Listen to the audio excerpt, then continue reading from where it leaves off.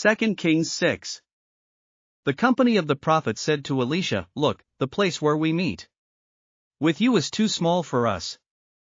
Let us go to the Jordan, where each of us can get a pole, and let us build a place there for us to meet."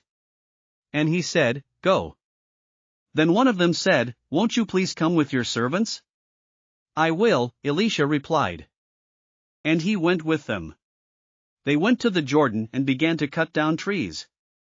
As one of them was cutting down a tree, the iron axe head fell into the water.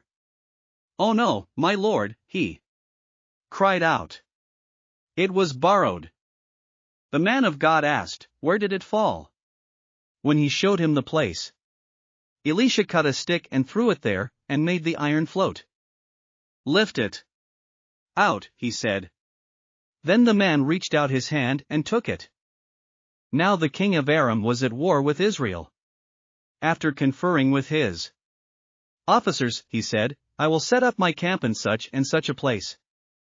The man of God sent word to the king of Israel, "Beware of passing that place, because the Arameans are going down there." So the king of Israel checked on the place indicated by the man of God. Time and again Elisha warned the king, so that he was on his guard in such places. This enraged the king of Aram. He summoned his officers and demanded of them, "Tell me, which of us is on the side of the king of Israel?" "None of us, my lord the king," said one of his officers, "but Elisha, the prophet who is in Israel, tells the king of Israel the very words you speak in your bedroom." "Go, find out where he is," the king ordered, "so I can send men and capture him." The report came back, "He is in Dothan." Then he sent horses and chariots and a strong force there. They went by night and surrounded the city. When the servant of the man of God got up and went out early the next morning, an army with horses and chariots had surrounded the city. "Oh no, my lord! What shall we do?" the servant asked. "Don't be afraid," the prophet answered. "Those who are with us are more than those who are with them." And Elisha prayed, "Open his eyes, Lord, so that he may see." Then the Lord opened the servant's eyes, and he looked and saw the hills full of horses and chariots of fire all around Elisha. As the enemy came down toward him, Elisha prayed to the Lord, "Strike this army with blindness." So he struck them with blindness, as Elisha had asked. Elisha told them, "This is not the road, and this is not the city. Follow me, and I will lead you to the man you are looking for."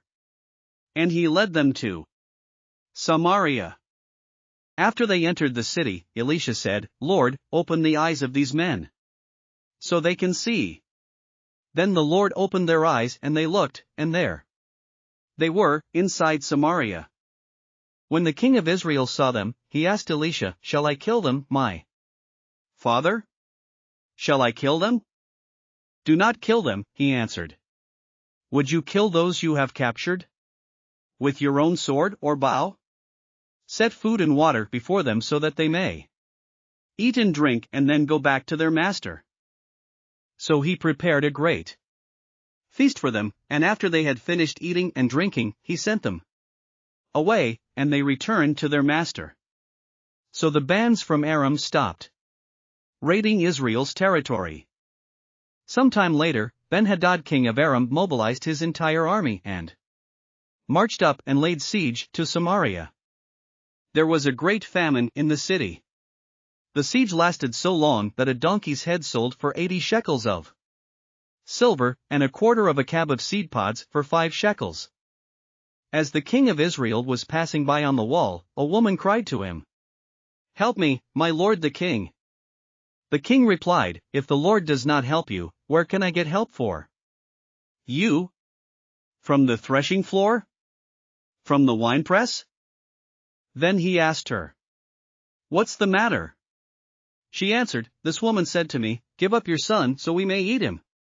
Today, and tomorrow we'll eat my son.' So we cooked my son and ate him." The Next day I said to her, give up your son so we may eat him, but she had hidden him. When the king heard the woman's words, he tore his robes. As he went along the wall, the people looked, and they saw that, under his robes, he had sackcloth on his body. He said, May God deal with me, be it ever so severely, if the head of Elisha son of Shaphat remains on his shoulders today. Now Elisha was sitting in his house, and the elders were sitting with him. The king sent a messenger ahead, but before he arrived, Elisha said to the elders, Don't you see how this murderer is sending someone to cut off my head? Look, when the messenger comes, shut the door and hold it shut against him. Is not the sound of his master's footsteps behind him? While he was still talking to them, the messenger came down to him. The king said, This disaster is from the Lord. Why should I wait for the Lord any longer? Thanks for listening to another chapter of the Bible. At My Faith Fuel, we believe a good coffee fuels your faith and energizes your day.